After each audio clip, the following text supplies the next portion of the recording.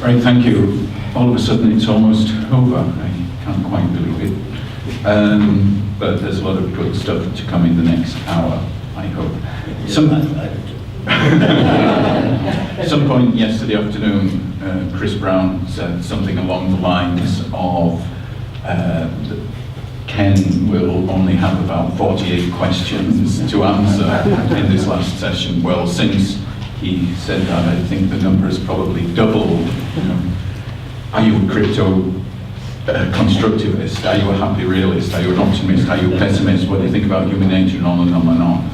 Ken's going to say a few words to begin with, and then it'll simply be a question and answer session. And what I suggest is that the briefer the question, the longer and more interesting will be the answer. So a question like, are you an optimist? Might be just the sort of thing to send Ken going.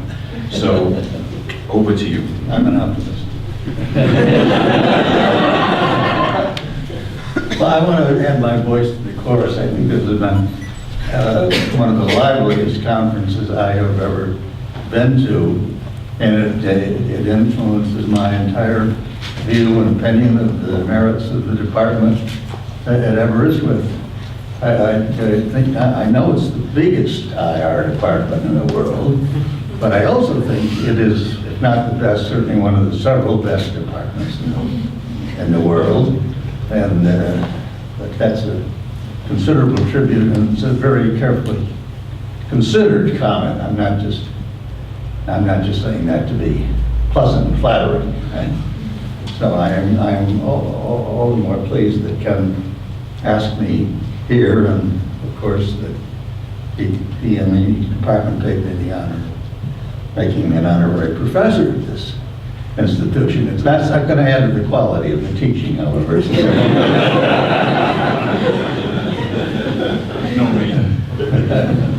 I just want to make one substantive comment, because I'm afraid that an appropriate question may not come up, and I don't want to give it the answer without the question.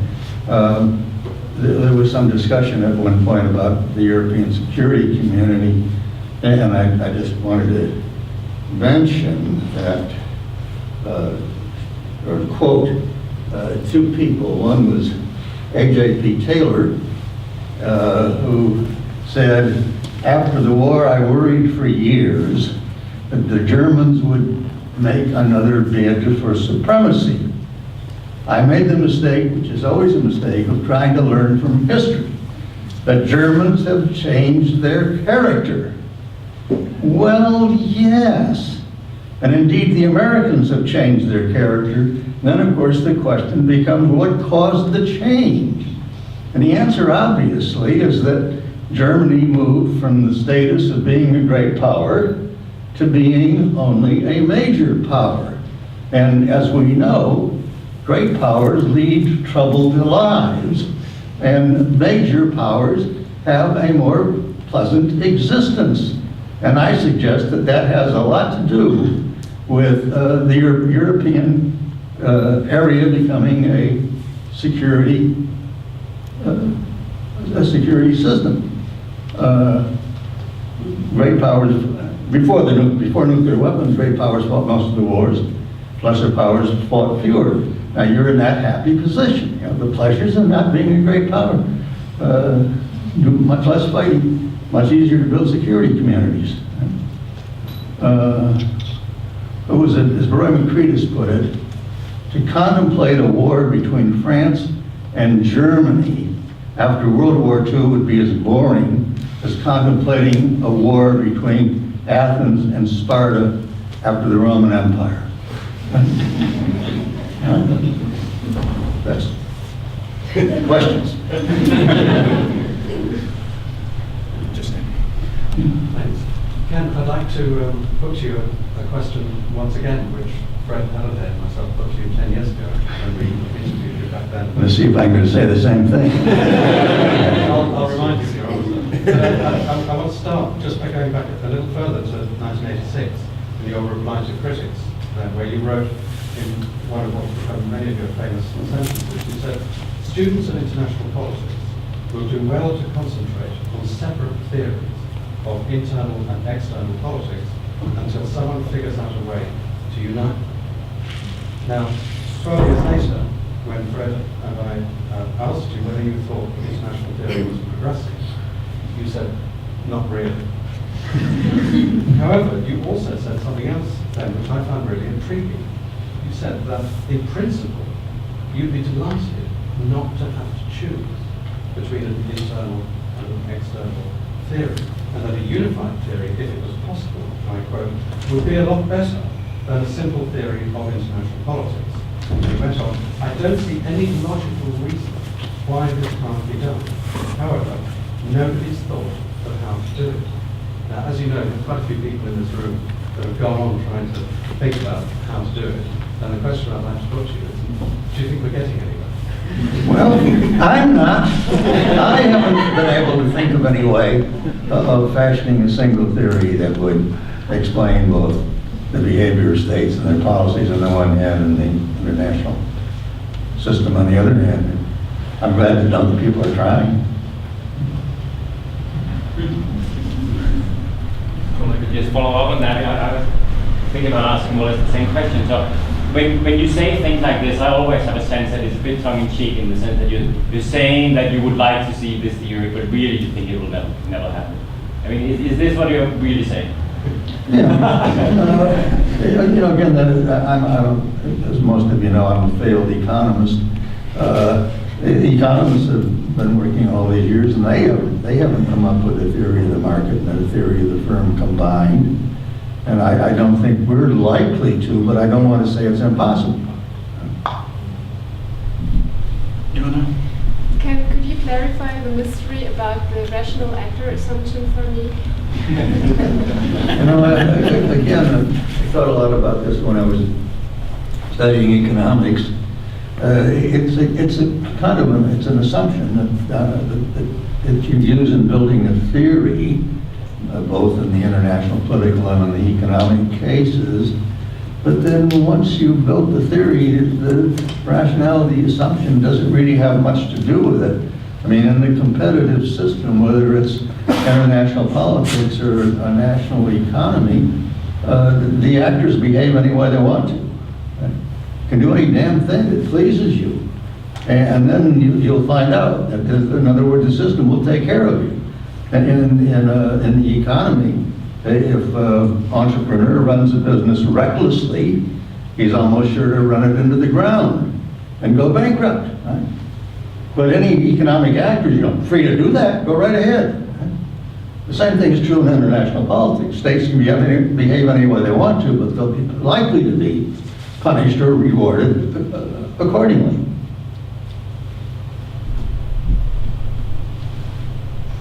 Can I come in on the back of that? Because in theory of international politics, you say that the test of a theory is not whether it's realistic or not in the realm of truth, it's whether it's useful. How do you measure utility? How do you know when a theory is useful? If it doesn't match the way the empirical... Well, that's an empirical question, isn't it? I mean, if you use the theory and you find that you get good results or useful answers or insights that you wouldn't otherwise have, then you say the theory is useful. But didn't you just previously say that the actors in the real world don't act the way the theory predicts because the theory is a load of simplification? Well, you see, systems take care of that. I mean, there are pressures in the system that lead to conformity of behavior, but not everybody, and not every person in the economy, not every state in an international political system is going to behave with equal sensibility. Right? So some do better than others. Right? Some do very badly, indeed. I mean, Germany twice in the 20th century fought wars that ended in both cases in crushing defeats. That certainly shows some kind of bad decision-making or bad judgment or inability to work well within a given environment, or however you want to put it. But the system took care of Germany twice. Yeah. In this case, then, wouldn't your assumption that nuclear weapons would provide for a sensible behavior, then, if the system then punishes those who don't, doesn't that lead us to nuclear war? Leads to nuclear war? Yes. It Yeah, there- punishes those who don't behave sensibly with nuclear weapons. Well, that would be a severe punishment, certainly. And that's why, that's of course why nobody has incurred it. I agree with you in one sense that in this world nothing is certain. It's not inconceivable that nuclear weapon would be fired in anger. It is inconceivable that a nuclear war would be fought. As Des Ball put it, Desmond Ball, an Australian who knows an awful lot about military stuff, nuclear war is impossible because after warheads were fired numbering in the tens, nobody would know what was going on. Right? You can't fight that kind of war. Now that's not what prevents it. What prevents it is that you have to be a near idiot not to realize how much damage nuclear warheads can do in very short order, and that, notwithstanding the aspirations of various American administrations, there is no conceivable defense against nuclear weapons. And at Los Alamos, there's a museum. It's not classified. Little school kids go in there and press buttons and things move. There's no button for this one. There's a 1-to-1 scale thermonuclear weapon. 1-to-1 scale. It's about that long. It's about that big around. Now, how are you going to defend against that? I mean, you can smuggle them in, and somebody in fact designed a suitcase bomb at Los Alamos. You can put the bomb in a suitcase. You can put it in a small van, drive it across borders. You can deliver them ballistically, and if there were a 100% sure defense against ballistic missiles, you simply wouldn't deliver them ballistically. Depressed trajectories, ship anchored offshore, set off the bomb. Many of the big cities are right on the shores of any country that has a shore. Very easy. You just can't conceive of a defense. Although people try to conceive of a defense, and you would get Poles to begin to deploy defensive systems, but it's futile. It's futile. Ridiculous. It's a nice way to spend a lot of money to no effect. Right? Nick? Ken, in understating war, you said wars occur because there's nothing to prevent them. Yeah. With nuclear weapons, are you saying that something has arrived that will prevent them? And if so, are nuclear weapons a unit level factor? And in which case do we have a unit level factor trumping the structural logic of anarchy? Yes. And isn't it wonderful? I hope that's on the tape. Clearly, nuclear weapons are the best peacekeeping weapons that have ever been invented. That's what they do. That's their function. And I think it's lovely. That's. Can I have a follow-up nuclear question while I'm on a roll? Yes, you can. Ken, I originally had the title of Nuclear Weapons and the Stag Hunt, and I did spend a few days trying to think about how one might do that as a paper, and in the sense the paper I gave was a defeat that I couldn't really think about how to do that. I'd be very interested in how you think nuclear weapons affect the Stag Hunt. Well, what would be the analog of defecting? I suppose it would be having a nuclear weapon and using it, and that I don't think will occur. So I don't think the Stag Hunt I was very curious to find out what you're going to do with that. Of course, I was disappointed. But I think you were right in dropping it, because I don't see the possibility of defection once states have nuclear weapons. So you think nuclear weapons override the logic of the Stag Hunt then? As well as, in a sense, the Stag Hunt we no longer get the outcomes in the Stag Hunt that among nuclear countries, you right? would have said before. Yeah, right. But now I want to be careful, because people then get the idea that I think that lots and lots of states, or conceivably every state, ought to have nuclear weapons. Most states don't have them. Most states will not have them because they don't need them. And you don't want to have nuclear weapons if you don't need them. I mean, You have to be very careful with them, take care of them, make sure they don't go off accidentally, all that sort of thing. You don't want them if you don't need them. Just going back to your statement that states can do any damn thing they like, I mean, does that make you a voluntarist with a capital V or a free will environmentalist? States are better. Sure. Which one? What's the choice? Voluntarist or free will environmentalist? I mean, in those old sprouted terms. I don't know. I really don't know what Well, it's specifically in the sense that the system obviously constrains. Yes. And people build that into their expectations. Sure. So to some extent, it has a determining effect. But at the same time, you've asserted their existential freedom always That's right. to do crazy things. That's right. And the nuclear weapon is the sort of special case. Yeah. Yeah, limiting case, right. Exactly. Okay. Tony Lamb? Ken, let me ask you, related to Chris's question, but in a slightly different way, would you say that states follow the rules, or do states simply respond to the stimuli of the system? The latter. So there is no- Orderly patterns develop in a system, and then some people infer from those patterns that there are rules, but the rules simply result from, the patterns simply result from the interacting behavior. So you can't use the interacting behavior as a way to prescribe rules.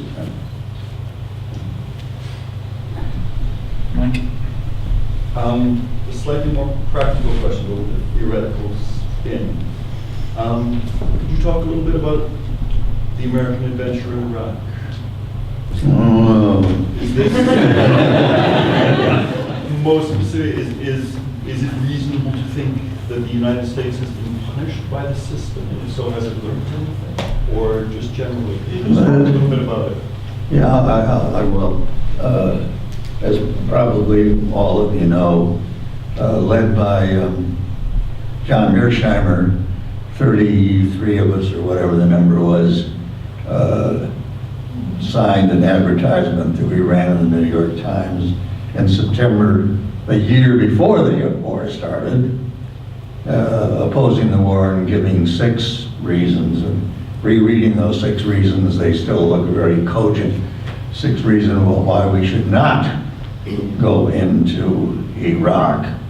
Now, I think that it was a very good move, and when you compare it to, say, Hillary Clinton's statement that on the basis of what she knew, she voted for the war. Well, a year earlier, on the basis of what we knew, we could see the war coming and knew it was the wrong war to fight in the wrong place.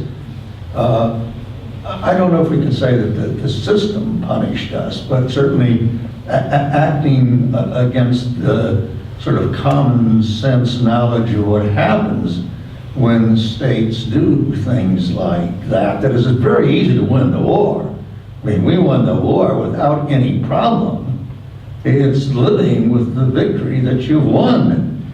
As Napoleon said, thinking of Spain, you can do everything with the bayonets except sit on them. Right? The army that you use to win is not an instrument that you can use to rule a country that you've conquered. Right? And that would seem to be elementary, and it ought to be easy for states to learn that, but they don't. State learning is not impressive. That's why, there's a Harvard project on nuclear learning, and I think we ought to do studies about nuclear forgetting. I think we had much clearer ideas about the implications of nuclear weapons and the ease of deterrence at the beginning of the nuclear age than we have now. And I'll just cite one person as an example, Bernard Brodie. You go back and look what he wrote immediately after the bombs were exploded on Japan, and it's the best stuff written on deterrence still. Very simple, very clear, very much right. But why do you think state learning is not impressive, given all the history of... That's right, given the history of mistakes, that's why. Well, why don't they learn? Yeah. Anybody know? It's frustrating. Because you think these things, I mean, these are big matters, these are big questions, they're not subtle. You'd think they'd be easy to learn, but I can, again, one of the glories of nuclear weapons, see, it's easy to learn, right? You can't ignore the implications of nuclear weapons, but with conventional weapons only, states will think, take World War I as everybody's favorite example, it's my favorite example. Both sides believed that the balance was even. They were right. The Schlieffen Plan was a way of snatching victory out of a situation in which the balance of forces was approximately equal. Right? And of course it didn't work. Right? And it was knowledge all around. I mean, you can go back and look at the staff reports before World War I, and both sides were conscious of the fact that the balance of military forces was about as even as you could imagine it being. And of course that was borne out, so the war stalemated. But nevertheless, the war started.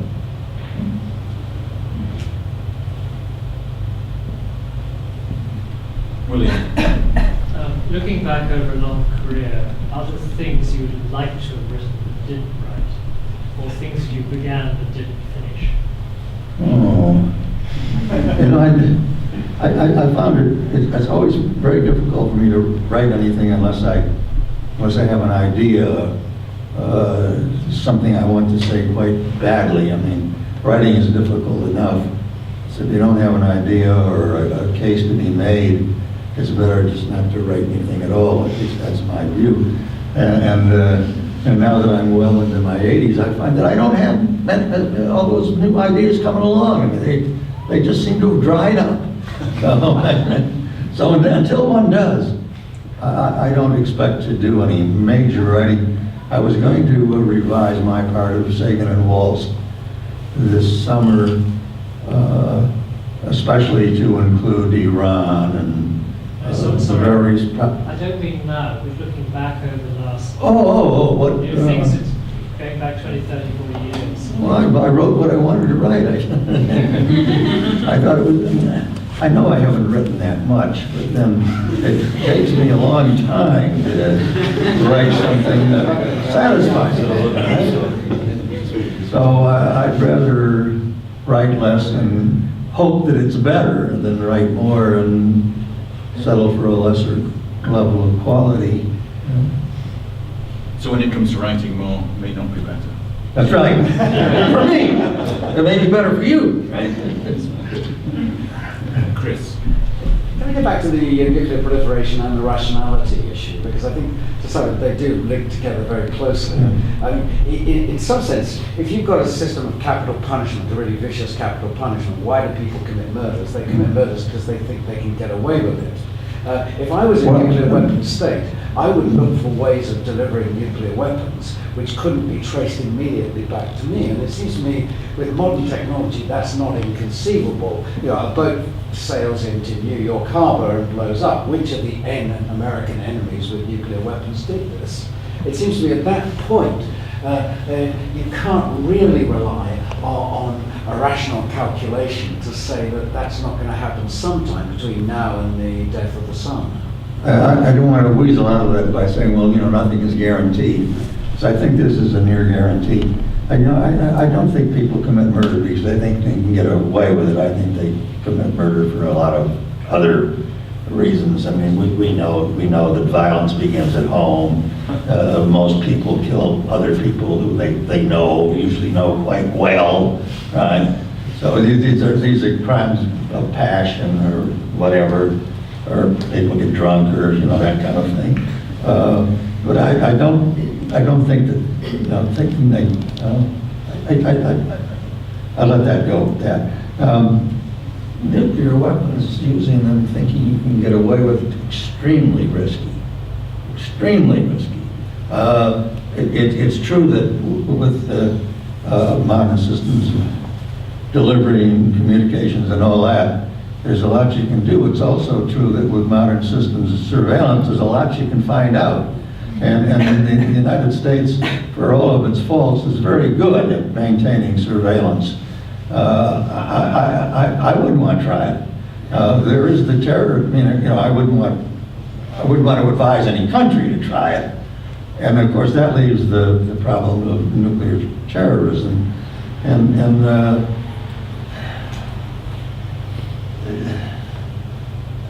People don't like this answer, but I do think it's important. It's self-limiting. The nuclear terrorists are not going to be able to do much. They may be able to deliver a bomb, and that's an awful thought, certainly. But it's not like a country, a nuclear country, being able to deliver a number of bombs. So it is self-limiting. You say, well, yeah, so you lose a major part of a major city. That's awful, and it is.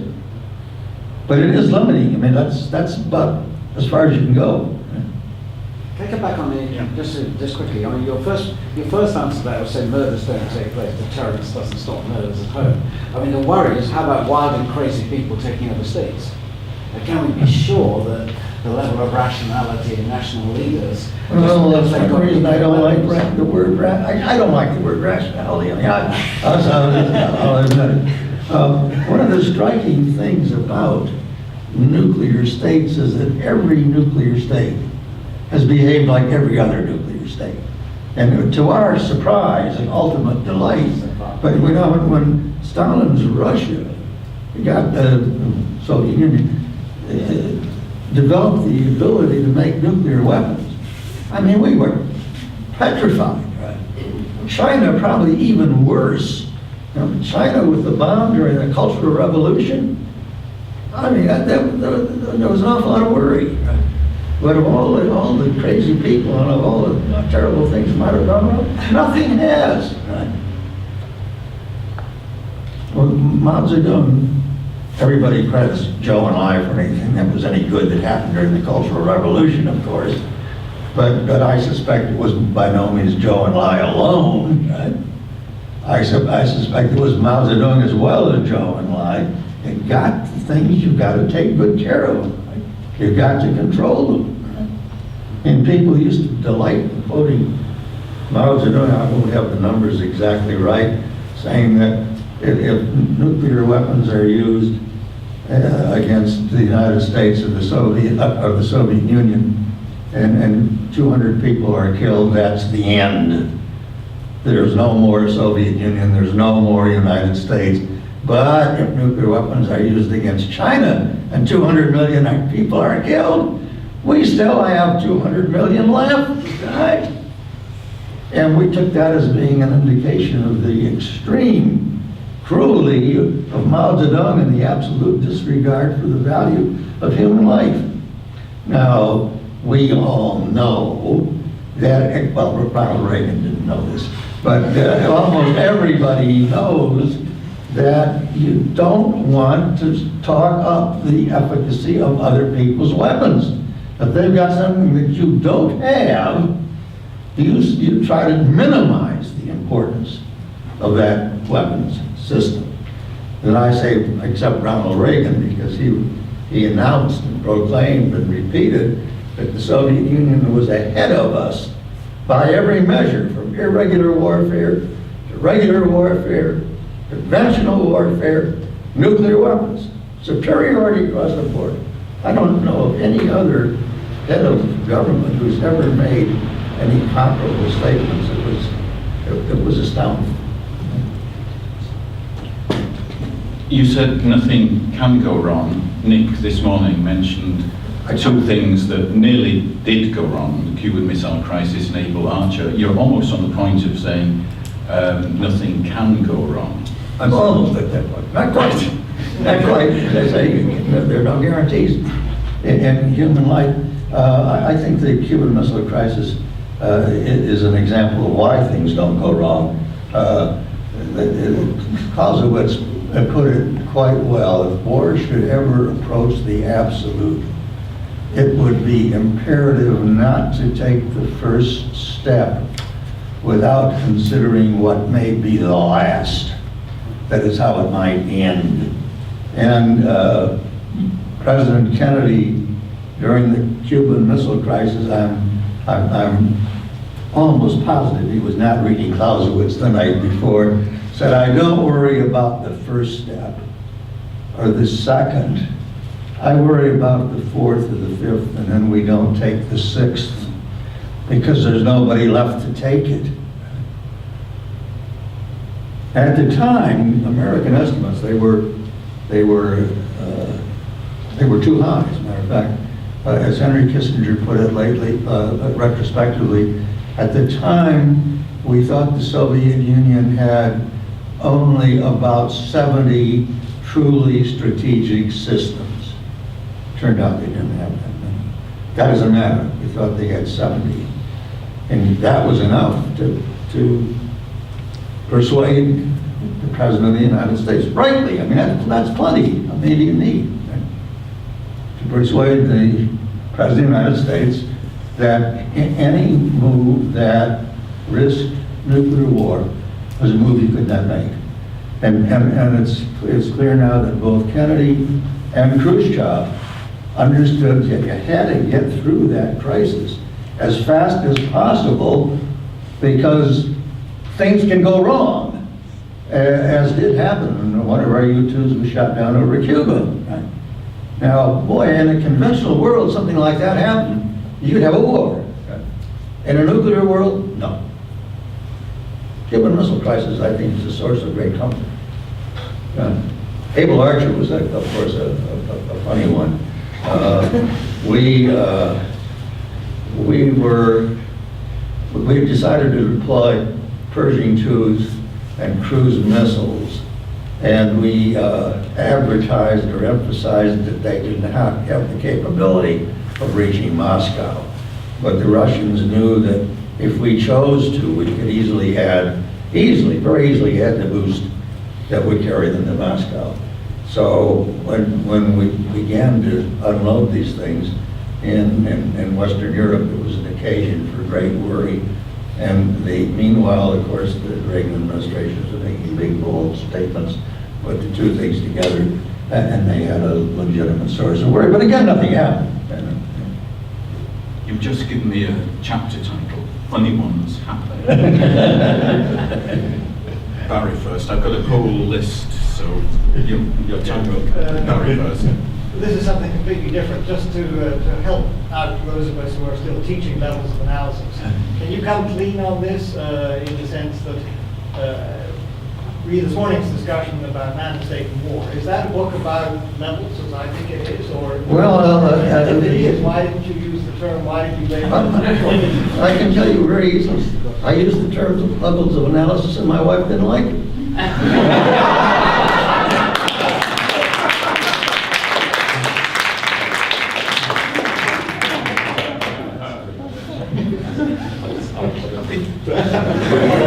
Well, I did agree with her. I think image is better, and for the purposes of that book, I think it's a better term. But I did, in fact, on the first draft, I did levels of analysis. Jan? I have to come back to the odd issue before. You had mentioned Stalin and his being a crazy dictator and not using nuclear weapons, but there is some evidence that Stalin acted rational. But what would you say about the usual killer argument, that is Hitler and Nazi Germany? Would you really argue that Hitler would not have used nuclear weapons in 45? No, I would. I did. Oh, in 45? Yeah. Oh, no, I think this, again, tells you something very important about nuclear weapons. If you have and they have nuclear weapons, right? You don't, with nuclear weapons, you cannot fight conventional wars that threaten major gains. That is, if you start fighting a conventional war and it looks as though you're winning, it looks as though you're on the road to winning decisively, nuclear weapons are going to be used against you, right? Retaliation. So the beauty of nuclear weapons is more than just that they don't get used. It's also that major conventional wars can't be fought by their possessors. But if as a leader you're willing to die, what do you do? It is not just one person. Hitler could not have said use the atomic bomb and have it used. it's thought, this is not, as I understand, not certain, but it's thought that Hitler ordered the use of poison gas in the late stages of World War II, and nobody did anything. So you have to have a group. I mean, the president can't just push a button and it goes off.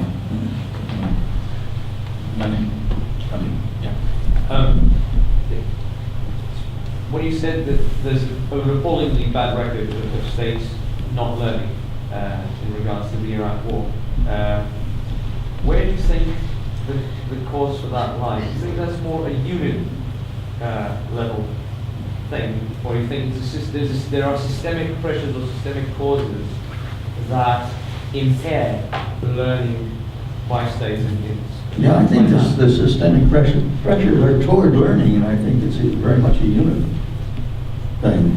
It's very much a governmental thing, yeah.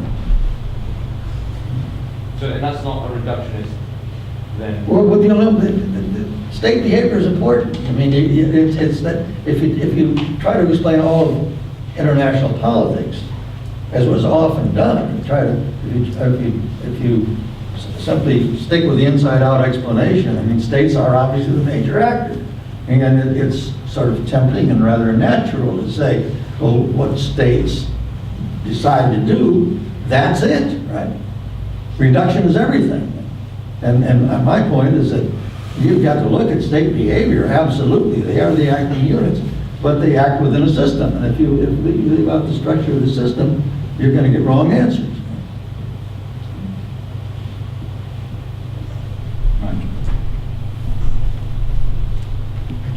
Talk a little bit about what you think the biggest challenge of contemporary world politics is, or the biggest challenge facing the world today. Population. We got too many people. When I was a boy, the population of the United States, about 1930, was 150 million. It's now 300 million. Yeah, sorry. No, not you. My question is a bit more theoretical and looking at the history of ideas within realism. I wanted to know how influential do you consider the works of Niebuhr and Morgenthau to be in your work? Well, when I was a graduate student, Niebuhr and Morgenthau were certainly the two most important influences on me and on almost all serious students of international politics. At that time, I developed a special fondness for Niebuhr. Morgenthau was rather hard to become fond of as a person, and Niebuhr was very easy to like very much indeed. But as far as the word goes, it was not. They were compatible in what they were writing and what they thought about international policy. Compatible, but by no means identical. So I would say Niebuhr and Morgenthau, yeah, were tremendous influences on me, sure. It was interesting to hear you say just a few minutes ago that you thought war was not the big problem, problems of war and peace, and then you responded with population. I want to raise other scenarios, for instance, global climate change, the decline in oil supplies that are readily available, and the increased expense of producing food. And so if you look out 100 years from now, do you think the international system will function much the same as it has in the last, say, several hundred years? Or would anything like those forces change it? Well, I think climate change and food problem and the oil problem are all related to population. I don't worry as much about oil because I think that technologically we'll manage some kind of a transition to different propulsions. I don't worry much about the food problem because we can increase food production if we go about it properly quite easily. I mean, there's enough food produced in the world now. It's not evenly distributed, but there's not a shortage of food, not a shortage of oil, and great possibilities of converting to other means of power. And climate change, of course, is very closely related to population. Right? I mean, the more people we have, the more pollution we're going to produce. I think if we could get the population problem solved, then easier to solve these other problems that you rightly mentioned. And yeah, 100 years from now, well, who knows 100 years from now, but certainly, let's see, if you're 30 now, I wouldn't worry. I think with another 50 years, I think international politics is going to look much the way it looks today. 100 years, your guess is as good as mine. Maybe better. Colin? Yeah, sorry, I just want to go back to the issue of theory choice, because students are really interested in how you choose between theory. And I'm not sure I understand you right, and I'm going to sound very much like Karl Popper here, so don't come after me like Wittgenstein did with a poker. But it seems to me that when you find examples in the real world that confirm the theory, you point to them and say, these confirm the theory. When you find counter-examples that don't work, you say, well, of course, the real world's messy and states are free to do anything you want, and you're always going to come up with a counter-example. So, I mean, is there anything you can tell me now that would falsify the structural realism? It's a problem of social science theories, isn't it? And unlike most natural science theories where you can control the conditions or can't do that in the social science field, and that's why it's extremely difficult to test theories. I mean, there's a great emphasis on theory testing and very little sophistication about it. I think probably Popper wins, at least in the United States. I think most people believe that there's only one way to test theories, and that's by trying to falsify them, which is a method used but seldom used in the natural scientists. Most of the efforts made are efforts to verify the theory. And there's nothing wrong with that, unless you happen to believe Popper. I don't happen to believe Popper. I think testing is extremely difficult and always uncertain. I agree with Lakatos. I think Lakatos is no good on the question of what is a theory. And just to give you an example, he says, take a theory, like all swans are white. That's a theory? It's a purported fact, right? And but Lakatos on the question of testing is very good. He says it is impossible to prove a theory true, but then it's also impossible to prove a theory false. Right? And I think both of those statements are correct. So what do? Well, you apply the theory, you use the theory. If you are satisfied with the results, you say, okay, I'll keep doing this. I mean, we know that Newtonian science has been superseded by Einstein. What's the space program based on? Newtonian science. Of course, still using. We know there's a better theory. But the better theory is very, very, very, very difficult to use. You got to solve those damn equations, which are extremely difficult to solve. Right? So use Newton. I mean, how much precision do you need? If you're going to shoot at the moon, you know where it's going to be.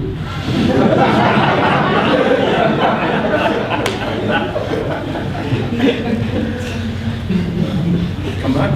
Yes. To make a more provocative question than my question before. You were just talking about testing theory, and all the language that you use, especially in the theory of international politics, about prediction of state behavior, incorporates a certain behavioral rhetoric. And looking back, for example, at Morgenthau's book, Scientific Man versus Power Politics. And from my perspective, you definitely fall into the scientific man category, not into the power politics category. How do you relate to the critique of the social sciences and the dangers of technocracy that appear in both Morgenthau and Niebuhr? Well, I didn't realize that I looked like a scientific man. I thought I looked like somebody who was trying to develop a theory, and the theory would take, you ask somebody about his own theory, and he's gonna like it. The injunction that you shouldn't test your own theory is a very important one, because if you develop a theory and you test it, you're going to find that it's right. So you want somebody else to test it, right? But I realize that, I know that any theory is likely to be superseded. Right?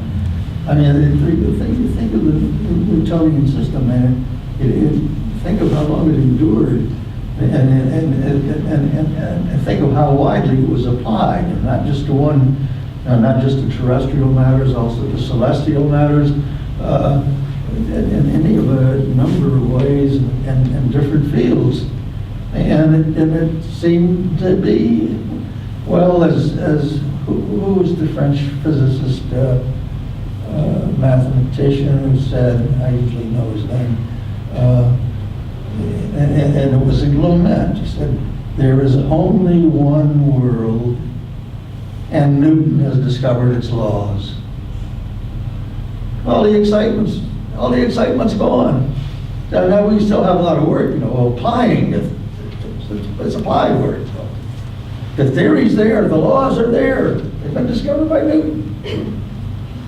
Well, it proved that there was a better theory possible, and Einstein developed it. Right?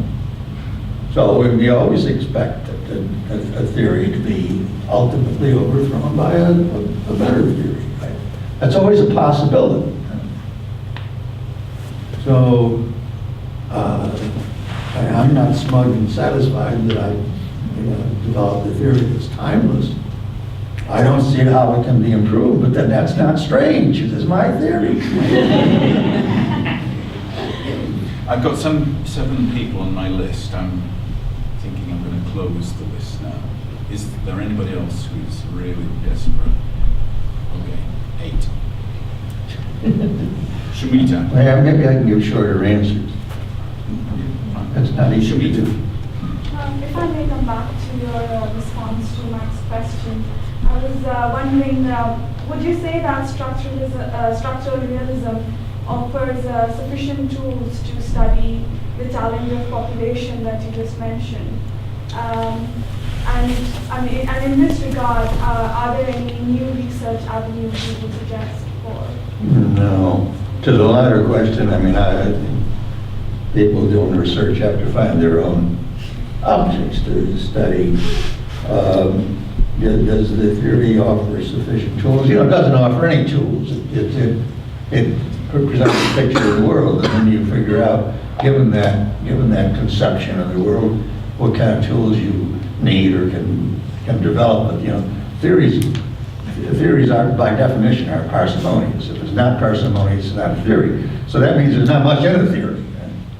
So you don't have any tools that you can infer directly from the theory. There's no information in the theory. So you always have to hook, because what I mean when you say, hook the theory up to some relevant knowledge of the real world, depending on what you're interested in. Yeah, I'd like to continue where Colin was asking before. I was really glad to hear your Lakatos answer, which very much fitted my interpretation. So it occurs me to kind of try to ask my paper as a question. So my question really is, why does American IR keep reinventing new positivism, whatever happens, going back to celebrating this kind of just more or less inductivist and hypothesis testing and so on? Why was it that in the beginning of the 80s, the community would celebrate your book and say, this is theory and this is what it's like, and then they would go out and drill their students with KKV and do completely the opposite at the same time? That's the problem, but I don't know how to solve it. And why does it happen? It's just I don't know why that that- such a kind of relative in the US or? One of the things that's kind of an orthodoxy has developed, and I don't know how or why, but it seems that students of international politics are supposed to study international politics in a particular way. Some people do blame KKB. I think that deserves part of the blame, but I don't think that's a sufficient explanation by any means. I think one thing is, PhD students like dissertation topics that are safe.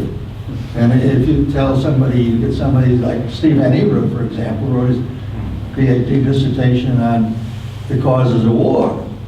Well, most students don't, and most students shouldn't, because they're going to fail if they try to tackle a subject of that immensity. Barry Posen wrote his book on why the military developed certain kinds of strategies over and over again. Well, that's a difficult topic, and it's problematic. And indeed, his answers are problematic, but very interesting and very important. But I think most thesis advisors and most thesis writers want to say, they want their students to do some safe stuff, right? And the safe stuff, in my view, is pretty dull, pretty routine, pretty mechanical. Andrew. Over and over again, neorealism has been said to be ahistorical. I just wanted to ask you to say a few words about the history-theory relationship. History theory.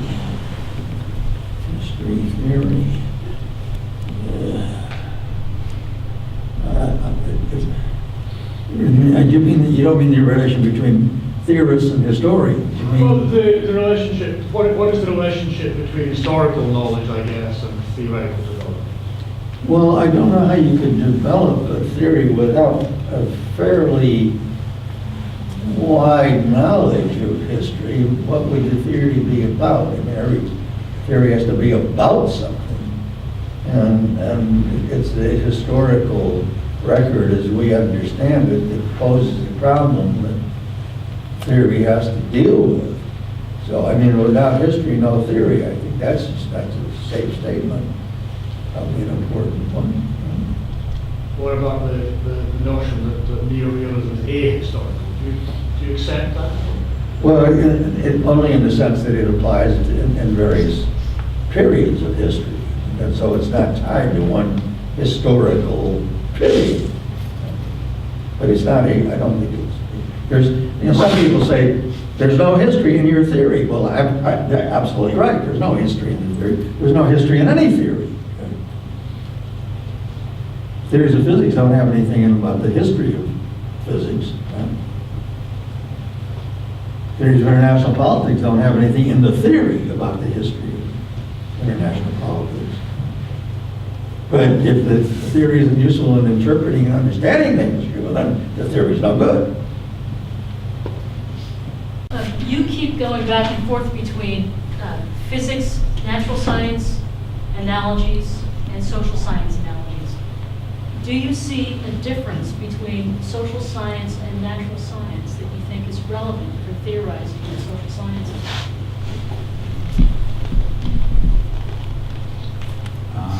Ali. I'm following my friend here. As a student of security, I have to ask this question. What do you think about Professor Wood's security understanding in particular and critical security studies in general? No, it's from Sweden. No. Hidemi, last one. The last one is, which of the two books are you more fond of? There are four. Two books we happen to be talking about today.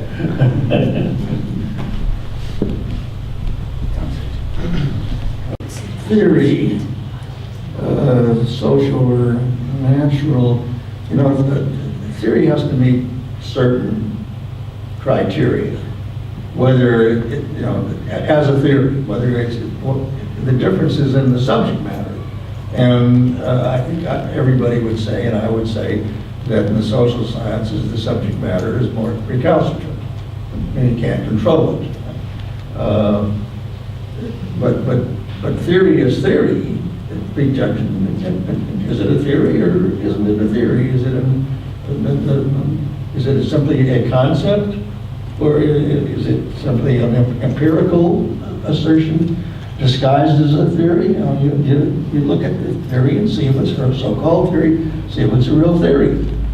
And then, of course, the difference in the subject matter means that the theoretical problem of striking a theory, is a different problem, harder or easier.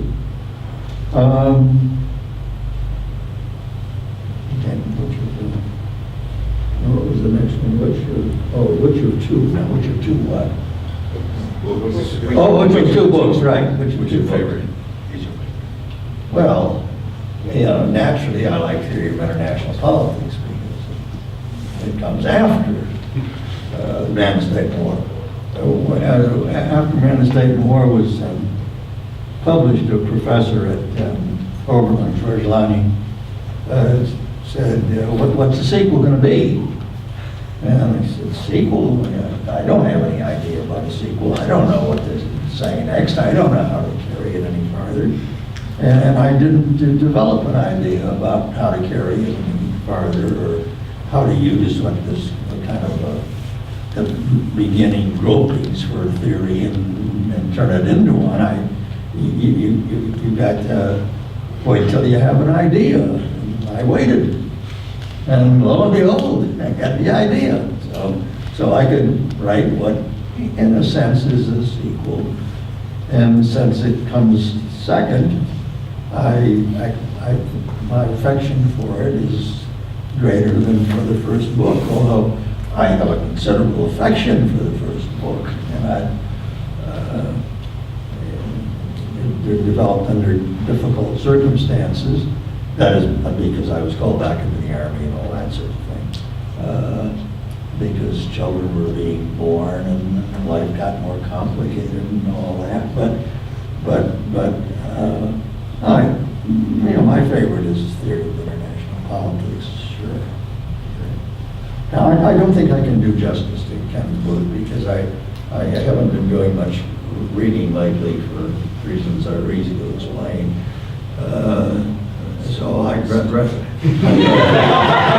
rather just end by saying I've enjoyed my time here very much indeed. In fact, one reason my wife and I decided to come, we pretty well had given up traveling, especially traveling abroad, but we enjoyed Aberystwyth so much the first time we were here. We wanted to come back a second time.